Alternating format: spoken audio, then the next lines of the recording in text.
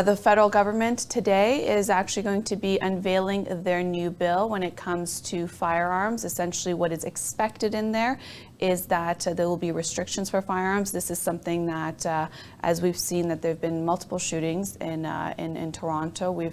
Things have been escalating, and now the federal government, who was planning to table this bill prior to the election, didn't get around to it. So David Lametti today will be in the House and in question period put this forward, and there will be a debate on it. So this is something that we're going to keep an eye on. Stay with us for Y Media Political Sensex at 2 o'clock, where we'll cover what's going on in this election cycle, but also what's happening in Ottawa when it comes to what this means for a federal bill, which would make it a jurisdiction over Canada, and what it means for the provinces, and more specifically here in Ontario, where we've seen gun violence escalate. Essentially, the reasons have been said that they're illegal guns that come in through the border from the United States, and this is something that a lot of advocates also say, well, if you're going to do a firearm ban, then essentially you're taking away firearms from people who legally own them, who have been trained, who have gone through the background checks,